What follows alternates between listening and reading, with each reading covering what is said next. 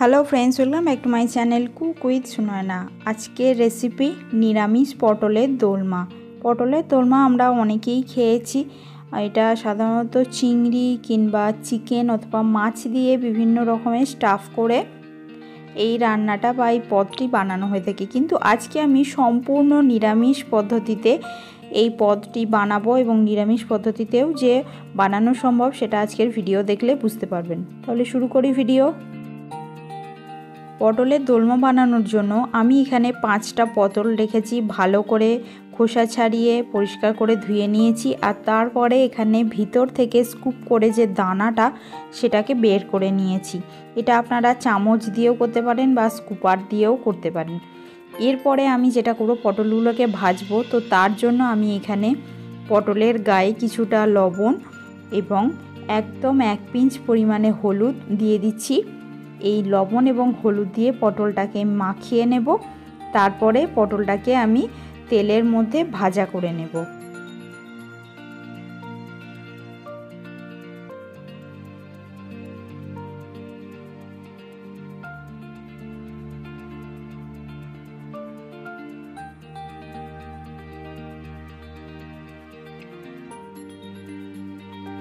এইবার আমি আসি যে বীজগুলো বা দানাগুলো, এগুলো ফেলে দেবেন না, এগুলোকেও আমি স্টাফিংয়ে ব্যবহার করব।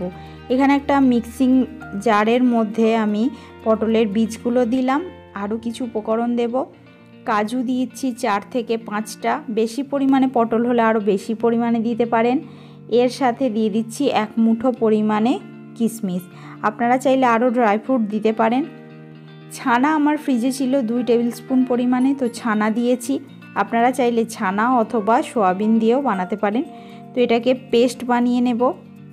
এদিকে গ্যাসের মধ্যে আমি তেল গরম করতে বসিয়ে দিয়েছি, মাত্র 1 টেবিল স্পুন পরিমাণ তেল গরম করতে বসিয়েছি। আর এই তেলের মধ্যে এই লবণ এবং হলুদ মাখানো পটলগুলো এগুলোকে দিয়ে দেব, একটুখানি ভাজা করে নেব।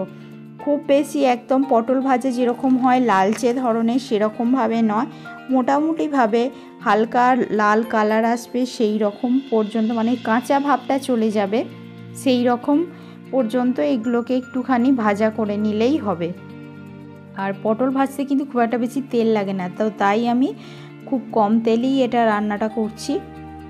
2 পিঠ উল্টে পাল্টে মোটামুটি মিনিট 3 মতো ভাজলেই এটা হয়ে যাবে। তো দেখুন পটলের গায়ে হালকা রেড কালার এসেছে এবং গ্রিন ভাবটাও রয়েছে। পটলগুলো ভাজা হয়ে গেছে, আমি পটলগুলোকে এবার উঠিয়ে নিচ্ছি। এখানে যেটুকু পরিমাণ তেল রয়েছে এই তেলটুকুর মধ্যেই কিন্তু আমি যে স্টাফিংটা সেটাকে বানাবো। তো আমি তেল আর বাড়াবো না, এইটুকু তেলের মধ্যে কিন্তু স্টাফিংটা বানানো হয়ে যাবে। এর মধ্যে সবথেকে প্রথমে ফোড়ন দেব। এখানে 1/2 টিস্পুন পরিমাণে গোটা জিরে দিয়ে দিলাম।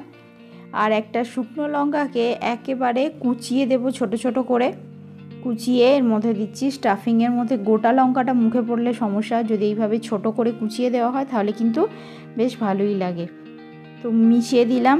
এবার যেটা করব, যেটা বেটে রেখেছিলাম এই মিশ্রণটা দিয়ে দিলাম। চেষ্টা করবেন জল ছাড়া বাটতে, আর যদি জল ছাড়া একেবারেই না বাটতে পারেন অল্প জল দেবেন। আমার মতো এইরকম অল্প জল দিয়ে কিন্তু এটাকে বেটে নিতে হবে।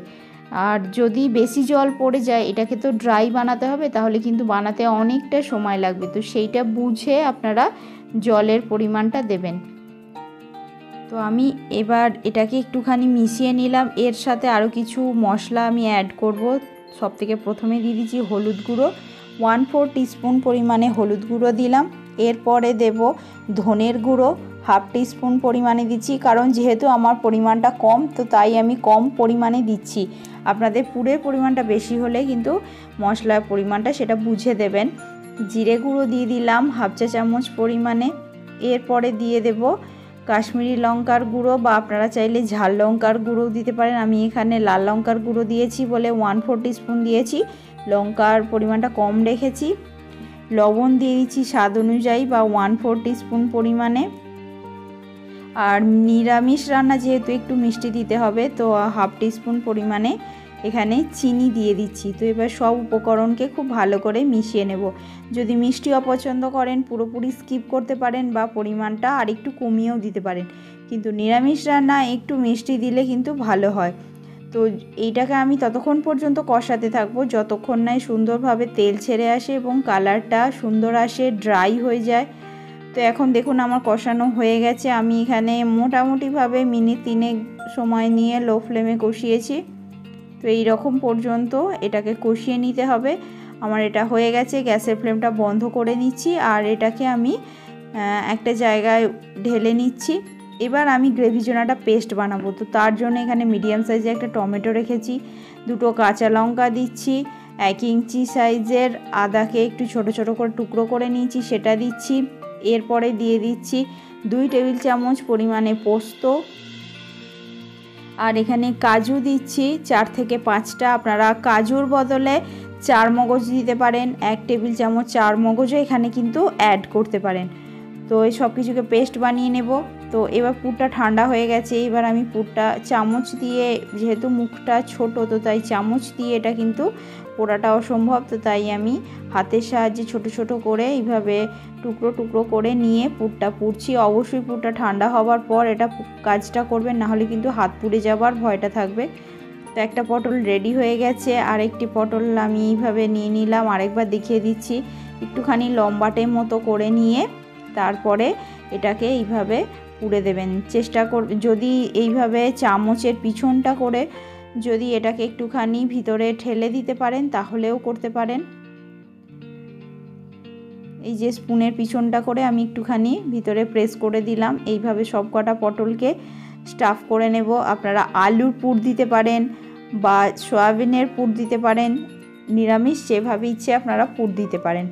তো এবার আমি গ্রেভি বানাবো। সাদা তেল 1 টেবিল স্পুন পরিমাণে দিয়েছি, আর এখানে গোটা জিরে দিয়ে দিলাম 1/2 চা চামচ পরিমাণে, একটা শুকনো লঙ্কা দিয়ে দিচ্ছি। ফোড়নটাকে প্রথমেই একটুখানি ভালো করে ভাজা করে নেব। ফোড়ন থেকে যখন সুন্দর গন্ধ বেরোতে শুরু হবে, মানে ফোড়নটা সম্পূর্ণ ভাজা হয়ে যাবে, তখন যে পেস্টটা যেটা বানিয়ে রেখেছিলাম পুরো পেস্টটা আমি এখানে দিয়ে দিচ্ছি। এখানে রয়েছে টমেটো, কাঁচা লঙ্কা, আদা এবং পোস্ত, কাজু। আপনারা চাইলে এর মধ্যে কিন্তু ফ্রেশ ক্রিমও অ্যাড করতে পারেন, কিন্তু আমি ক্রিম সবার বাড়িতে থাকে না বা সব সময়ের জন্য অ্যাভেলেবেল থাকে না, তো যে কারণে আমি এগুলো ব্যবহার করিনি। যেহেতু ভেজ রান্না, আপনারা চাইলে আপনাদের টেস্ট অনুযায়ী আরও অনেক কিছু অ্যাড করে গ্রেভিটাকে আরও সুন্দর, আরও টেস্টি বানাতেই পারেন। মশলাটাকে ভালো করে কষিয়ে নিচ্ছি। ততক্ষণ পর্যন্ত কষাতে হবে যতক্ষণ পর্যন্ত না সুন্দরভাবে তেল ছেড়ে আসে, মশলার কাঁচা ভাবটা চলে যায়। এই একই সাথে আমি কিন্তু কিছু গুঁড়ো মশলা অ্যাড করে দেব, যাতে সব কিছু একসঙ্গে মেশানো হয়ে যায় বা কষানো হয়ে যায়। এর মধ্যে সব থেকে প্রথমেই দিয়ে দেব হলুদ গুঁড়ো 1/4 টিস্পুন পরিমাণে দিয়ে দিলাম। এরপরে দেব আমি ধনের গুঁড়ো, সেটাও 1/2 টিস্পুন পরিমাণে দেব। যেহেতু পরিমাণটা কম তো তাই আমার সব মশলার পরিমাণও কম রয়েছে। আর এবার দেব জিরের গুঁড়ো, সেটাও 1/2 টিস্পুন পরিমাণে। ধনে এবং জিরেটাকে আমি সবসময় সেম কোয়ান্টিটিতে যে কোনো গ্রেভির মধ্যে রাখার চেষ্টা করি, তাহলে স্বাদটা অনেকটাই ভালো হয়। লঙ্কার গুঁড়ো দিয়ে দিলাম 1/4 টিস্পুন পরিমাণে। এটা আবারও বলছি, ঝালটা আপনারা কীরকম ঝাল পছন্দ করেন বা কীরকম টেস্ট আপনাদের, সেই অনুযায়ী কিন্তু ঝাল এবং মিষ্টিটা অ্যাডজাস্ট করে নেবেন। বেশি ঝাল পছন্দ করলে অবশ্যই বেশি কিছু দেবেন, আর যদি কম ঝাল পছন্দ করেন তো ঝাল লঙ্কাটা বা লাল লঙ্কাটা একেবারেই কিন্তু স্কিপ করতে পারেন, কাঁচা লঙ্কার ঝালেতেও বানাতে পারেন। তো আমার এই গ্রেভিটা এবার আমি এইভাবে পুরোটা কষিয়ে নিচ্ছি যতক্ষণ পর্যন্ত না সুন্দরভাবে তেল ছেড়ে আসে। এবার এর মধ্যে আমি 2 টেবিল চামচ পরিমাণে টক দই দিয়ে দিচ্ছি, ফেটানো টক দই। তো দইটাকেও খুব ভালো করে মিশিয়ে নিচ্ছি এই মশলার সঙ্গে।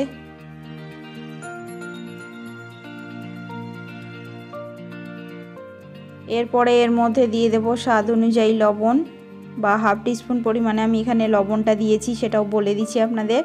আর চিনিটা দিয়ে দিচ্ছি 1/2 টিস্পুন পরিমাণে। সব কিছুকে আবারও খুব ভালো করে মিশিয়ে নেব যতক্ষণ পর্যন্ত না তেল ছেড়ে আসে, ততক্ষণ পর্যন্ত সুন্দর করে মেশাতে থাকবো। এর মধ্যে এবার আমি দিয়ে দেব কসুরি মেথি পাউডার 1/4 টিস্পুন পরিমাণে। এটা অপশনাল, যদি থাকে তো দেবেন, না থাকলে নাও দিতে পারেন, কিন্তু এটা দিলে এই স্বাদটা কিন্তু অনেকটাই বেশি ভালো হয়, তো সেই কারণে দেওয়ার চেষ্টা করবেন। তো আবারও আমি মেশাতে থাকছি। যখন তেল ছেড়ে এসেছে এবার আমি জল দিয়ে দেব। এখানে আমি হাফ কাপ পরিমাণে জল দিয়েছি। যে মিক্সিং জারে আমি মশলাটা বেটেছিলাম সেই মিক্সিং জারটাকেই ধুয়ে পরিষ্কার করে সেই যে মশলার জলটা সেটুকুই আমি এখানে অ্যাড করেছি, আর বেশি জল অ্যাড করিনি, কারণ পটলের পরিমাণও কম। এটা কিন্তু খুব একটা বেশি জল জাতীয় হয় না, ঝোল মতো হয় না, এটা কিন্তু একটু গ্রেভি মতো হয়ে থাকে, ঘন হয়ে থাকে। তো এবার গ্রেভিটা ফুটে ওঠা পর্যন্ত অপেক্ষা করব। গ্রেভিটা সুন্দরভাবে ফুটতে শুরু হয়ে গেছে। এবার আমি যে পটলগুলো স্টাফ করা যে পটলগুলো রেখেছিলাম, স্টাফ করা পটলগুলোকে গ্রেভির মধ্যে দিয়ে নাড়াচাড়া করব এবং এটাকে একটুখানি ফুটতে সময় দেব। এটাকে লো ফ্লেমে ঢাকা দিতে চাইলে ঢাকাও দিতে পারেন, মিনিট 2 সময় পর্যন্ত এটাকে ফুটতে দিতে হবে, যাতে গ্রেভির যে ফ্লেভারগুলো, মশলার ফ্লেভারগুলো পটলের মধ্যেও সুন্দরভাবে যায়। এরপরে আমি এখানে সবশেষে গরম মশলা গুঁড়ো দিয়ে দিলাম 1/4 টিস্পুন পরিমাণে। আর যেহেতু নিরামিষ রান্না অবশ্যই একটু ঘি দেব, তো এখানে 1 টিস্পুন পরিমাণে ঘি দিয়ে দিচ্ছি রান্নাটা কমপ্লিট করার জন্য। যদি ধনেপাতা কুচি থেকে থাকে অবশ্যই দিতে পারেন। সব কিছুকে ভালো করে মিশিয়ে নিচ্ছি। আমার রান্না কিন্তু রেডি হয়ে গেছে। এইভাবে পটলের দোলমা, নিরামিষ পটলের দোলমা বানিয়ে পরিবেশন করুন। আর এইভাবে পটলের দোলমা বানালে যে কোনো নিরামিষে দিনে যদি বানাতে পারেন তাহলে কিন্তু এক থালা ভাত সহজেই খাওয়া হয়ে যাবে, কিন্তু মাছ মাংসের সমস্যাটা হবে না। তো সেটা জন্যই আমি আজকের এই ভিডিওটা এনেছি। আজ এই পর্যন্তই, আবার দেখা হবে আপনাদের সঙ্গে অন্য কোনো এক নতুন ভিডিও নিয়ে। ততক্ষণের জন্য ভালো থাকুন। আর আমার ভিডিও আপনাদের কেমন লাগে কমেন্টের মাধ্যমে আমাকে জানাতে কিন্তু ভুলবেন না। আজ এই পর্যন্তই, নমস্কার।